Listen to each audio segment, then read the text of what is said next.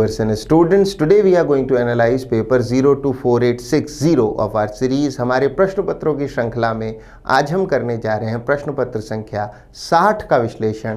Paper 60 आपकी screen पर पहला सवाल। अब हमारा निर्देश है select the option that expresses the given sentence in active voice. एक पैसिव वॉइस में वाक्य दिया है, इसे हमें एक्टिव वॉइस में बदलना है।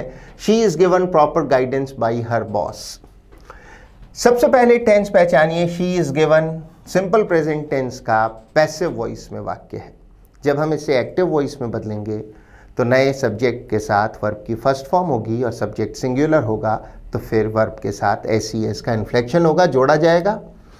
उपलब्ध ऑप्शंस में हमारा आंसर है her boss gives her proper guidance. Option C हमारा आंसर होगा, अन्य कोई ऑप्शन सही नहीं हो सकता।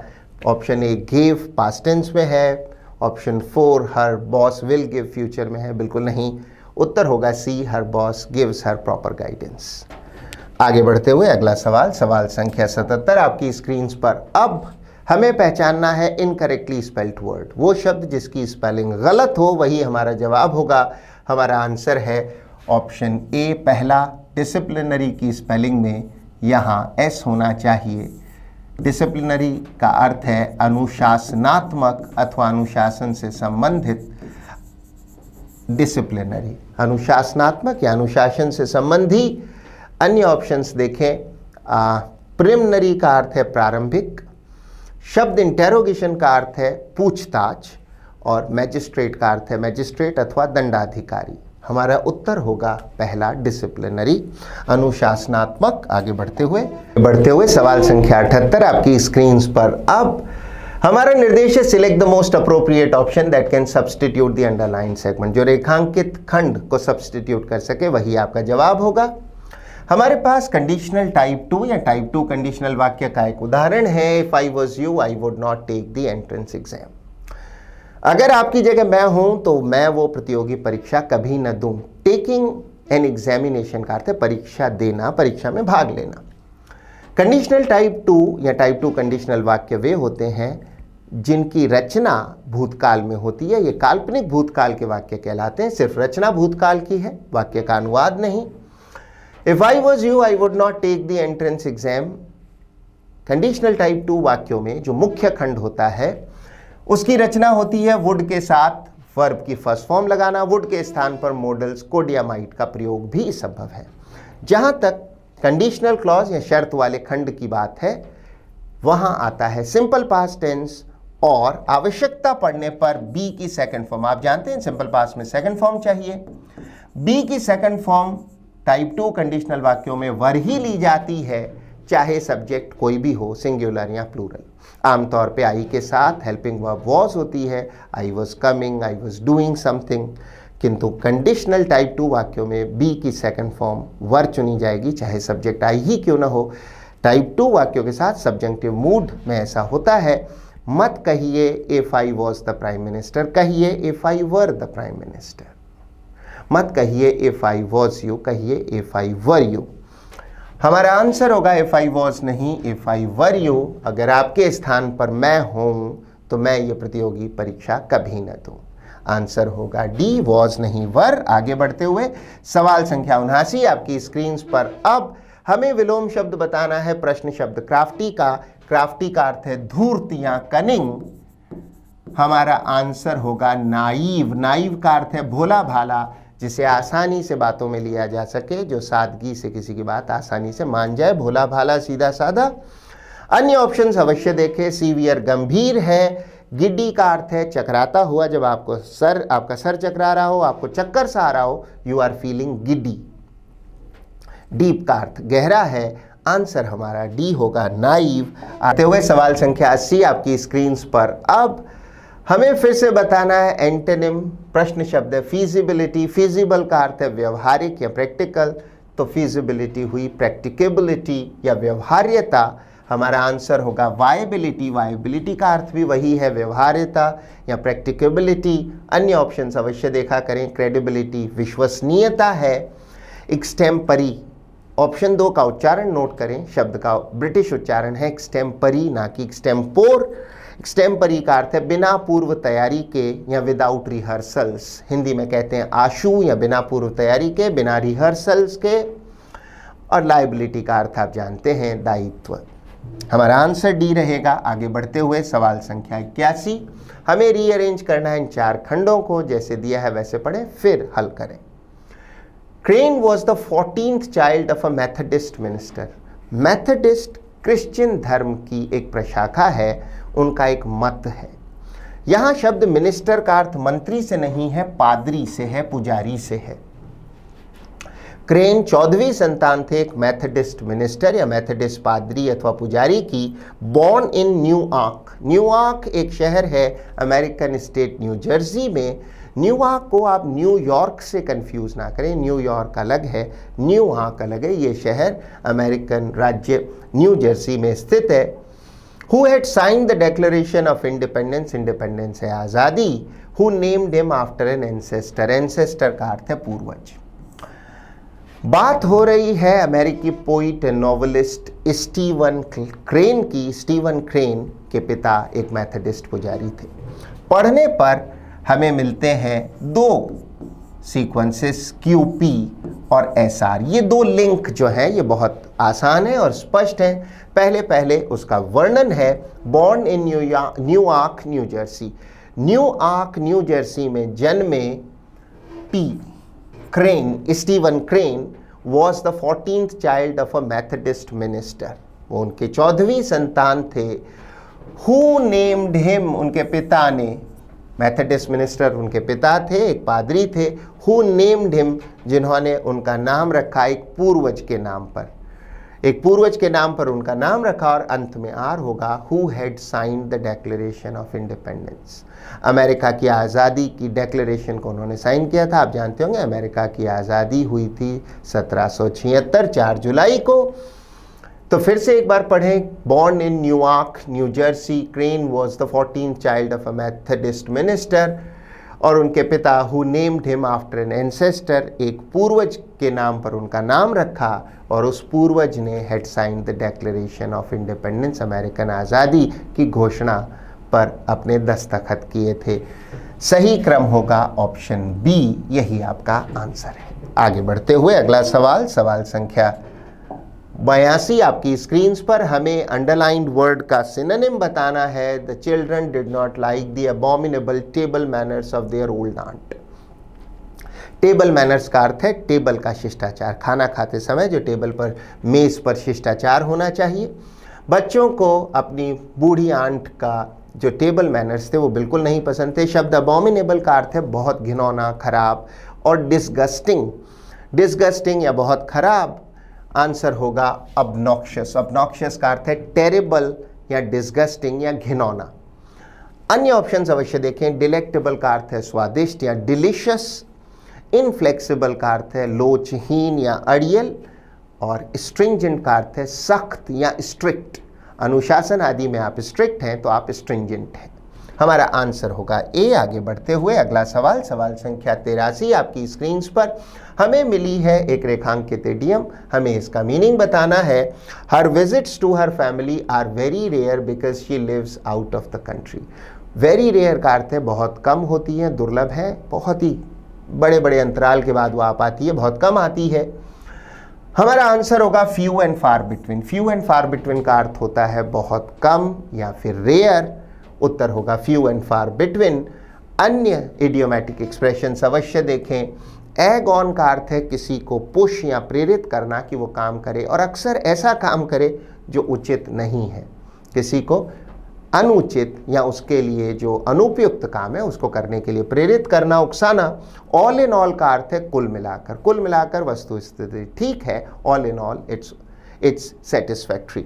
बैक एंड कॉल का अर्थ है किसी का हुक्म या इशारा।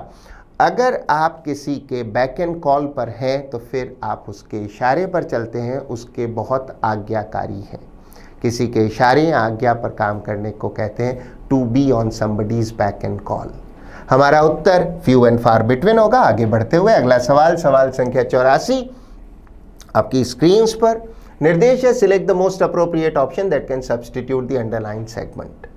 रेखांकित खंड को सब्स्टिट्यूट करना है वाक्य को सही बनाने के लिए। शी मेक्स श्योर, वो सुनिश्चित करती है, that all the newly realised books are available in her personal library. देखिए एरर कहाँ है, न्यूली रियलाइज। रियलाइज का अर्थ तो महसूस करना होता है, जबकि बुक्स जब आती हैं बाजार में तो वो रिलीज होती हैं, विमोचित होती हैं। She makes sure that all the newly released होगा, ना कि realised books are available in her personal library. उत्तर होगा तीसरा सी।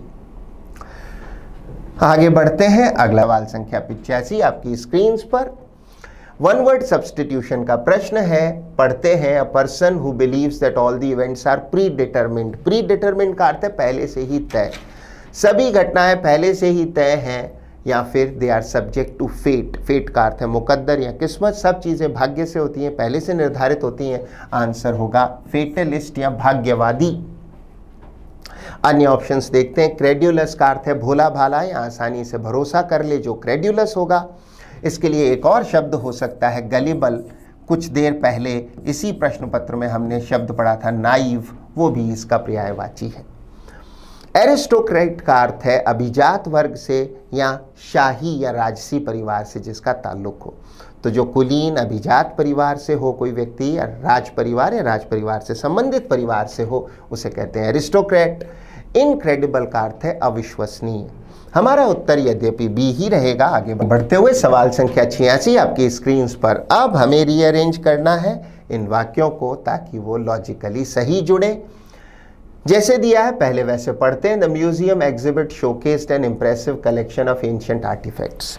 किसी म्यूजियम में प्रदर्शित चीज़ों को कहते हैं एग्जिबिट, और आर्टिफैक्ट्स का अर्थ है शिल्प कृतियाँ।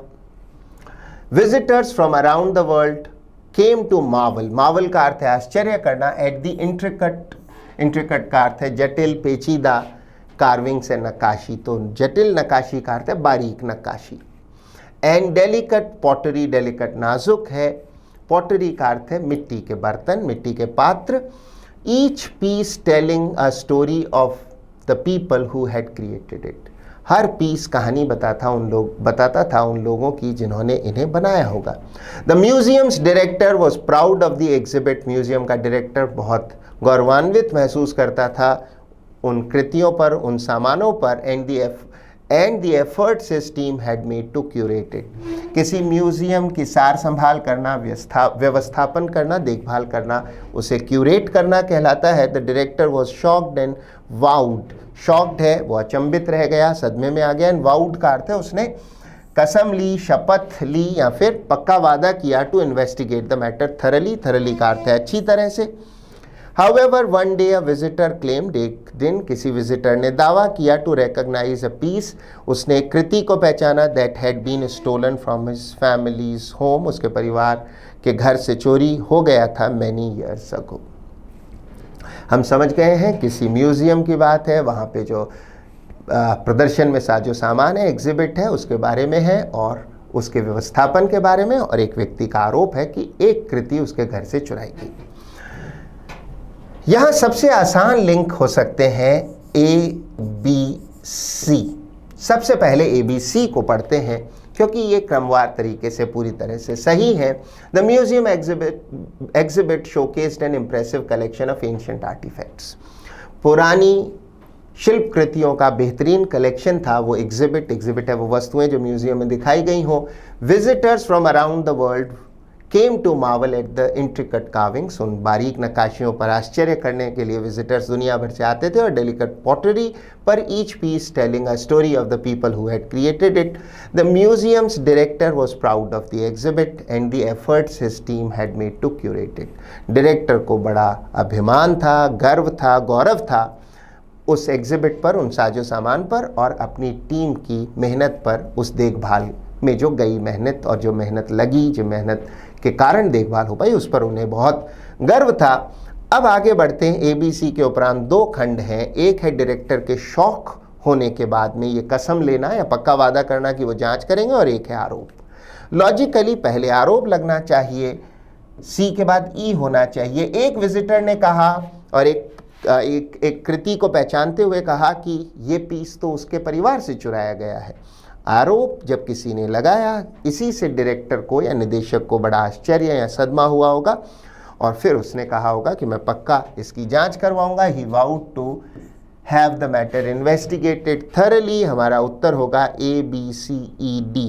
किस ऑप्शन में? ये पांचों इसी क्रम में, ऑप्शन ए यही आपका जवाब होगा।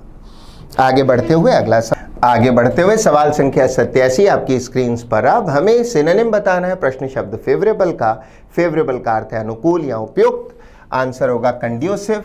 अगर कहीं का माहौल, परिस्थितियां आदि आपके लिए कंड्यूसिव है तो आपके अनुकूल है। नेगेटिव नकारात्मक है। स्टेडी का अर्थ है संतुलित, सदा हुआ या उच्चावचन से रहित। अगर आप स्टेडी हैं तो आप ज़्यादा हिलडुल नहीं रहे हैं, संतुलित हैं, या आपकी रफ्तार में ज़्यादा उच्चावचन नहीं है। फुलफिल का अर्थ पूर्ति करना है। फुलफिलिंग का अर्थ है पूर्ति का या तृप्ति का एहसास देने वाला। तो कोई अनुभव आपको सेटिस्फाइड फील कराए तो वो फुलफिलिंग अनुभव होगा। आगे बढ़ते हुए सवाल संख्या 88 आपकी स्क्रीन पर। अब हमें पहचाननी है एरर। नीचे दिए गए वाक्य में the investigation conducting by the research team yielded. Yield का अर्थ है उत्पन्न करना या सामने लाना। Statistically significant results. स्टैटिस्टिकली का अर्थ है सांख्यिकीय रूप में या आंकड़ों के रूप में सिग्निफिकेंट, महत्वपूर्ण results. Providing substantial evidence. Substantial का अर्थ है अच्छा खासा एविडेंस है, सबूत, to support the hypothesis. Hypothesis है कोई विचार जो अभी तक पूरी तरह सिद्ध नहीं हुआ है, विचार अथवा कोई कॉन्सेप्ट। एरर कहाँ है? एरर यहाँ है। द इन्वेस्टिगेशन कंडक्टिंग नहीं, कंडक्टेड होना चाहिए। यहाँ रचना पैसिव होनी चाहिए। Investigation conducted by the research team yielded significant results. हमारा उत्तर कहाँ होगा? आंसर है हमारा ऑप्शन 2। द इन्वेस्टिगेशन कंडक्टिंग नहीं, कंडक्टेड होना चाहिए। रचना पैसिव होनी चाहिए, थर्ड फॉर्म होनी चाहिए, कंडक्टिंग नहीं कंडक्टेड। आगे बढ़ते हुए सवाल संख्या 89 आपकी स्क्रीन पर। फिर से हमें एरर पहचाननी है। In this world of competitions every one of us is required to plan our course careful. Every one of us के बाद में वर्ब और प्रोनाउन सिंगुलर होने चाहिए। इस पूरी तरह से सही है। Is required to plan our नहीं होगा। हमें एक सिंगुलर प्रोनाउन चाहिए। जेंडर पता न होने पर हम मैस्कुलिन सिंगुलर प्रोनाउन ले सकते हैं। हिज कोर्स केयरफुल भी नहीं होगा। प्लान एक वर्ब है, हमें एक एडवर्ब चाहिए। इसके स्थान पर केयरफुली होना चाहिए था। Every one of us is required to plan his course carefully.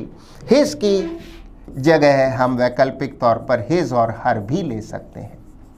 Every one of us is required to plan his या फिर his और her course carefully। एरर कहाँ है? एरर सेगमेंट ए में है, पहले खंड में एरर है। To plan our course careful नहीं होना चाहिए था। यही हमारा आंसर है। Every one of us is required to plan his course carefully और हिज और हर कोर्स केयरफुली। आगे बढ़ते हुए अगला सवाल संख्या 90 आपकी स्क्रीन पर। अब फिर से एरर पहचाननी है। वाक्य है it was Ravi not his friends who were shouting at late hours last night. Not his friends को हम कहेंगे पैरेंथेटिकल फ्रेज या सिर्फ पैरेंथेटिकल। जब किसी वाक्य में कोई पैरेंथेटिकल फ्रेज जोड़ी जाती है तो वाक्य के फ्लो को आकर्षक बनाने का उद्देश्य होता है। अक्सर इसे हम नॉट या एंड नॉट अथवा as well as, along with, besides आदि के माध्यम से जोड़ते हैं। ऐसी सूरत में वर्ब और प्रोनाउन हमेशा मूल सब्जेक्ट के अनुसार होगी, ना कि पैरेंथेटिकल फ्रेज में आए नाउन प्रोनाउन आदि के मुताबिक। वाक्य का जो मूल सब्जेक्ट है वो रवि है, वर्ब और प्रोनाउन इसी पर निर्भर होंगी। It was Ravi not his friends, वो रवि था ना कि उसके दोस्त। हु वर शाउटिंग नहीं, हु वॉज शाउटिंग, जो कि चिल्ला रहा था। रवि ना कि उसके दोस्त, उसके दोस्त नहीं, वो रवि था जो चिल्ला रहा था। Who was shouting. एरर कहाँ है? एरर दूसरे खंड में है।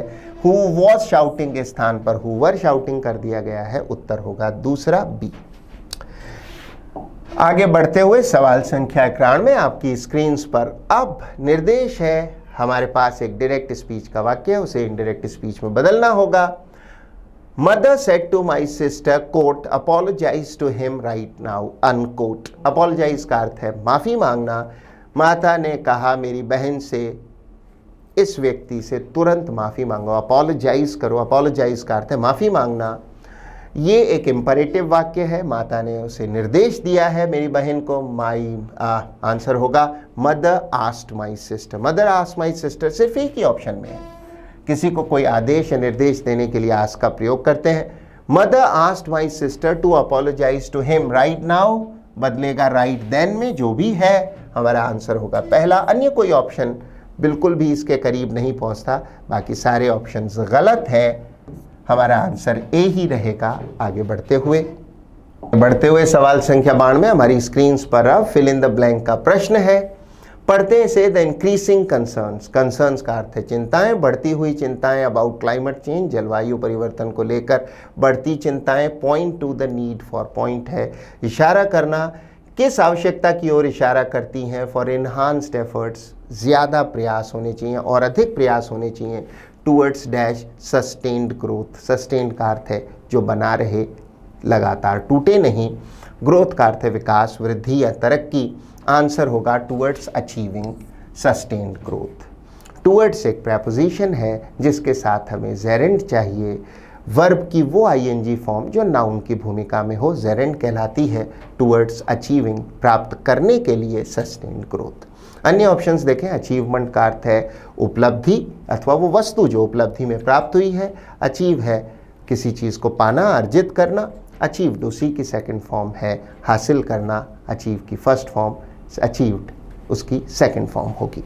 आगे बढ़ते हुए सवाल संख्या 93 आपकी स्क्रीन पर अब रेखांकित शब्द की स्पेलिंग ठीक करनी है। पढ़ते हैं दोस्त फ्रेंड्स मीट अकेजनली, वो मित्र कभी कभी मिलते हैं। अकेजनली है कभी कभी। एरर ये है कि 2 एस नहीं 1 एस होना चाहिए और एल 2 होने चाहिए। OCCASIONALLY सही स्पेलिंग होगी। चौथी, वो मित्र कभी कभी मिलते हैं। आगे बढ़ते हुए अगला सवाल संख्या 94 आपकी स्क्रीन पर। वाक्य को पैसिव वॉइस में बदलना है। Mister Hemal teaches the boys. सबसे पहले एक्टिव में दिए इस वाक्य का टेंस पहचानिए। मिस्टर हेमल टीचेस वाक्य सिंपल प्रेजेंट टेंस में है। पैसिव वॉइस में बदलेंगे तो नया सब्जेक्ट द बॉयज होगा। पैसिव वॉइस में सिंपल प्रेजेंट टेंस की रचना होती है एज, एम, आर जैसी भी आवश्यकता हो के साथ वर्ब की थर्ड या past participle form. The boys are taught by mister Hemal. हमारा आंसर होगा चौथा डी। आप पूछ सकते हैं सी क्यों नहीं, क्योंकि ऑप्शन संख्या सी में बॉयज में boy apostrophe s singular boy की पजेसिव फॉर्म बना दी गई है। आंसर होगा option 4 the boys are taught by mister Hemal. आगे बढ़ते हुए अगला सवाल संख्या 95 आपकी स्क्रीन पर अब दी गई इडियम मुहावरे का मीनिंग बताइए। Hard nut to crack. यदि कोई समस्या या कोई situation hard nut to crack है तो काफ़ी कठिन है उसे हल करना। आंसर होगा problem that is difficult to solve. एक ऐसी समस्या जिसे हल करना काफ़ी या खासा मुश्किल है। अन्य कोई ऑप्शन सही नहीं है। Any subject which several people are talking about बिल्कुल नहीं। समथिंग दैट पीपल बिलीव और एक्सेप्ट ये भी नहीं। और option D extreme enthusiasm. Enthusiasm का अर्थ है जोश या उत्साह और excitement about a minor issue ये भी नहीं। और हार्ड नट टू क्रैक और टफ नट टू क्रैक कहते हैं किसी कठिन समस्या को जिसे हल करना मुश्किल हो। आंसर ये होगा। आगे बढ़ते हैं। हमारे पास एक क्लोज टेस्ट है फिल इन द ब्लैंक्स का एक समुच्चय। करने की सही विधि है जैसे दिया है वैसे पढ़ें और अगर समय कम है तो आधा पैसेज पढ़ें और हमेशा ब्लैंक के आगे तक पढ़ें उसके बाद हल करें। Unemployment is a major issue, बड़ा मुद्दा है in India that dash millions of people. 1 million 10 lakh का होता है। Millions of people across the country, across the country का अर्थ है देश भर में। Despite being one of the fastest growing economies in the world, India has struggled to create dash jobs to keep up with its rapidly expanding population. The unemployment rate in India varies widely dash different states and regions. हमें अच्छा खासा अनुमान हो चला है unemployment की समस्या के बारे में। एक ये पैसेज है, अब हल करते हैं। Unemployment is a major issue in India, एक बड़ा मुद्दा है भारत में अनएम्प्लॉयमेंट दैट अफेक्ट्स, जो कि प्रभावित करता है। आंसर सी होगा millions of people. 1 million 10 lakh का होता है तो बहुत सारे मिलियंस है, बहुत सारे 10 लाख अर्थात लाखों करोड़ों लोग। और पीपल अक्रॉस द कंट्री। अन्य ऑप्शंस देखते हैं। कंट्रोल का अर्थ है नियंत्रित करना, इफेक्ट का अर्थ है प्रभाव। अफेक्ट वर्ब है, इफेक्ट उस वर्ब की नाउन है। अफेक्ट का अर्थ है प्रभावित करना, इफेक्ट का अर्थ है प्रभाव।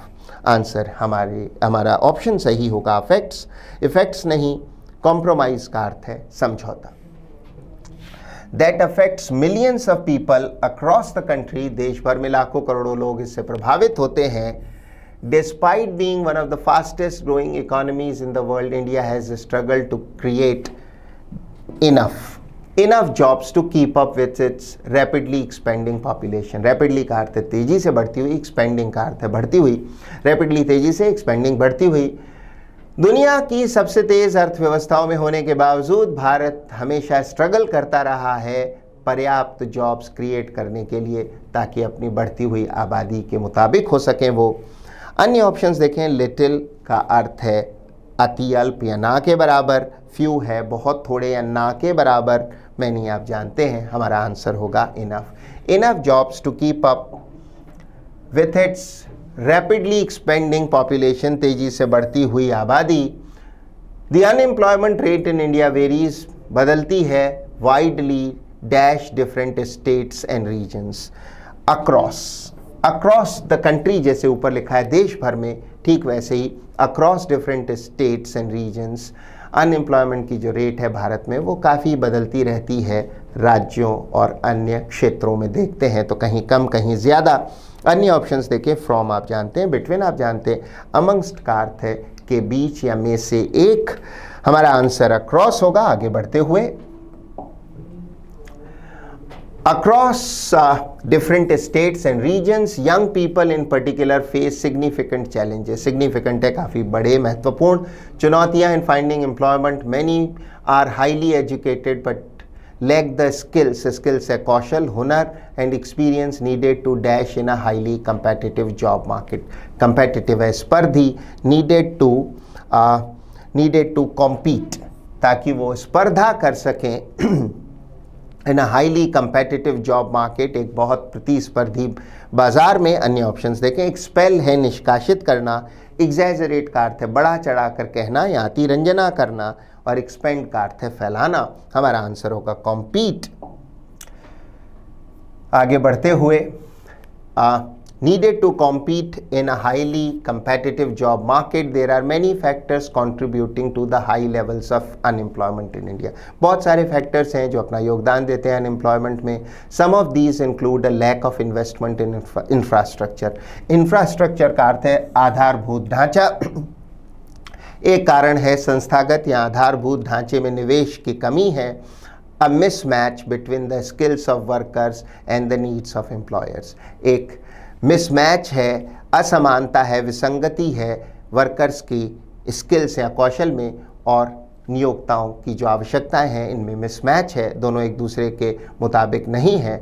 एंड लैक ऑफ एक्सेस का अर्थ है पहुंच, टू फाइनेंस या फाइनेंस का अर्थ है वित्त, और वित्त तक पहुंच नहीं है for small and medium sized businesses. छोटे और मध्यम दर्जे के व्यापार जो हैं वो फाइनेंस या वित्त तक पहुंच नहीं रखते हैं। The Indian government has launched several initiatives. Initiatives का अर्थ है पहल, सरकार ने कई पहलें की हैं। टू एड्रेस का अर्थ है हल करना the issue of unemployment in the country. These include programs, इसमें शामिल हैं programs to support small businesses, छोटे व्यापारियों या छोटे व्यापारों का सहयोग किया जाए। इंक्रीज इन्वेस्टमेंट इन इंफ्रास्ट्रक्चर, आधारभूत ढांचे में इन्वेस्टमेंट बढ़ाया जाए। And provide vocational training, vocational का अर्थ है रोजगार संबंधी, और रोजगार संबंधी या पेशेवरी ट्रेनिंग दी जाए यंग लोगों को। However much more needs to be done, और भी बहुत कुछ किया जाना है। टू क्रिएट सस्टेनेबल, सस्टेनेबल का अर्थ है जो बनाए रखा जा सके, जो निरंतर रह सके, बनाए रखा जा सके। Long term employment opportunities for all Indians, सभी भारतीयों के लिए दीर्घकालिक अवसर हों रोजगार के। अनएम्प्लॉयमेंट कैन हैव सीरियस, बहुत गंभीर social and economic consequences. Consequences का अर्थ है परिणाम। अनएम्प्लॉयमेंट के काफ़ी गंभीर सामाजिक और आर्थिक परिणाम हो सकते हैं, इंक्लूडिंग पॉवर्टी, गरीबी, क्राइम, अपराध एंड सोशल अनरेस्ट। अनरेस्ट का अर्थ है सामाजिक बेचैनी। बेचैनी मीन्स समाज में अस्थिरता की स्थिति, बहुत ज़्यादा सामाजिक बेचैनी या तनाव हो सकता है। इस कारण अनएम्प्लॉयमेंट के कारण सामाजिक तनाव हो सकता है। अन्य ऑप्शंस देखें। कोहीशन का अर्थ होता है आपसी जुड़ाव या ससंजनता। ससंजनता या आपसी जुड़ाव का अर्थ है लोगों में आपसी जुड़ाव, एकजुटता। सॉलिडेरिटी का अर्थ भी एकजुटता है। जब आप किसी मुद्दे, किसी भावना, किसी विषय पर एकजुटता दिखाते हैं तो सॉलिडेरिटी दिखाते हैं। जबकि ऑप्शन स्टिग्मा का अर्थ है कलंक। कलंक या जो बुराई आपको किसी खराब कर्म के कारण मिले वो स्टिग्मा है। हमारा आंसर यद्यपि अनरेस्ट होगा, सामाजिक तनाव। तो ये था आपका विश्लेषण पेपर 60 का। I hope you learn something from it. और अच्छे असर के लिए और अच्छे रिजल्ट्स के लिए वीडियो को फिर से देखें। इसमें जो आपने वोकैबुलरी नोट की है उसे लिखें, याद करें, अपने एग्जाम्पल सेंटेंसेस में यूज़ करें। Keep learning, keep trying, keep working. All the best. Thank you so much and bye bye.